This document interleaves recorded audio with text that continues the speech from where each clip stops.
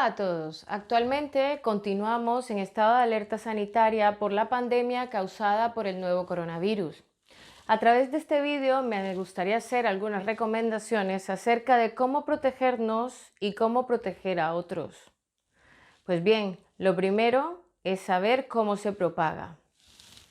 Se propaga principalmente de persona a persona, en un contacto muy cercano, es decir, a menos de 1,5 metros de esa otra persona.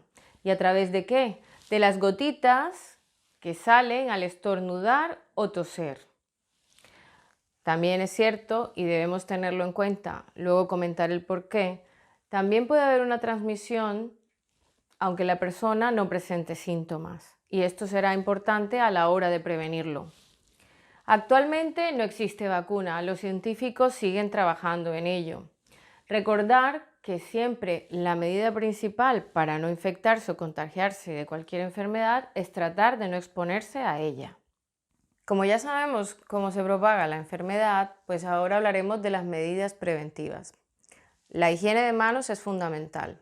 La higiene de manos, ya sea con agua y jabón, durante al menos 20 segundos. Si no tenemos a la mano agua y jabón, utilizaremos una solución a base de alcohol de mínimo un 60%. Recordar que hay que evitar tocarse los ojos, la nariz o la boca sin habernos hecho previamente una higiene de manos. Otra medida importante es evitar el contacto cercano con otras personas, es decir, mantener esa distancia de seguridad de mínimo 1,5 metros entre nosotros y ese otro individuo. Hay que quedarse en casa tanto como sea posible.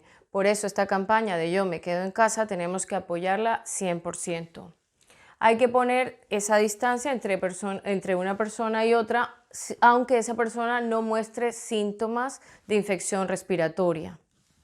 Si tenemos que salir en público, lo ideal es que utilicemos una mascarilla facial que cubra nuestra nariz y boca. ¿Por qué? Porque de esa manera, si hemos estado o podemos estar contagiados, evitaremos contagiar a otros a través de esas gotitas respiratorias que salgan por nariz y boca. De todas maneras, y a pesar de utilizarla, debemos continuar manteniendo una distancia de seguridad de 1,5 metros, porque en este caso la mascarilla facial no va a sustituir ese distanciamiento que llamamos distanciamiento social. Debemos también tener en cuenta que para prevenir esta enfermedad, si estamos en nuestro entorno privado y tosemos o estornudamos, de igual manera debemos cubrir nuestra nariz y boca, ya sea con un pañuelo o con el codo. Si lo hacemos con un pañuelo, tener en cuenta que debemos tirarlo inmediatamente a la basura y posteriormente higiene de manos. Una costumbre o un hábito que debe hacerse frecuente es que las superficies se deben limpiar y desinfectar, sobre todo aquellas superficies con las que tenemos mayor contacto. ¿Cuáles pueden ser esas superficies? Las mesas, los tiradores de las puertas, los interruptores de luz, las encimeras, las manijas, los teléfonos o los dispositivos móviles. Pues bien, esas superficies primero hay que mirar si están muy sucias, pues habrá que limpiarlas con agua y jabón y posteriormente utilizar un desinfectante. Los desinfectantes que usamos en el domicilio pueden perfectamente utilizarse en estos casos. ¿Como cuál? La lejía. ¿De qué manera podríamos utilizarlo? 4 cucharaditas de lejía en 1 litro de agua, humedecer una bayeta y limpiar esas superficies. Bueno, en esta parte me gustaría comentar, haciendo el supuesto de si estuviésemos enfermos, ¿qué deberíamos hacer? Pues bien, quedarnos en casa sería lo primero. Si nos sentimos muy malitos, lo mejor es mantenernos en contacto con nuestro médico.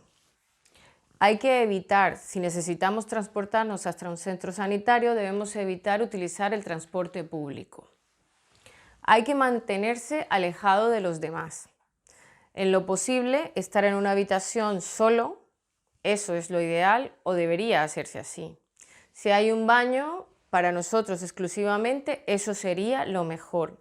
Si no tenemos esa opción, tendríamos que hacer cada vez que ingresáramos a ese espacio común una limpieza y desinfección adecuada de ese espacio, para que los demás no se viesen afectados por alguna secreción que hubiese depositado en alguna de sus superficies. Bien, antes de ir al médico, lo mejor es llamar con anticipación a su centro de salud o a su centro sanitario. ¿Eso por qué? Porque allí podrán tomar las medidas preventivas para acogerle de tal manera que no se convierta usted en una fuente de transmisión para los otros pacientes que se encuentren allí. Recuerde, si está usted enfermo o tiene síntomas compatibles con la enfermedad, hay que usar una mascarilla que cubra nariz y boca. Evite estar cerca de otras personas porque, como lo hemos hablado anteriormente, hay que mantener una distancia de seguridad de mínimo 1,5 metros entre usted y otras personas. La higiene de manos con frecuencia, con muchísima frecuencia. Cubrirse al estornudar o toser si estamos en ese habitáculo privado o esa habitación privada y no llevamos la mascarilla, lo preferible en un pañuelo. Tirarlo e higiene de manos nuevamente. No debemos compartir en lo posible ninguno de los artículos o utensilios que utilizamos, sobre todo cuando vamos a comer.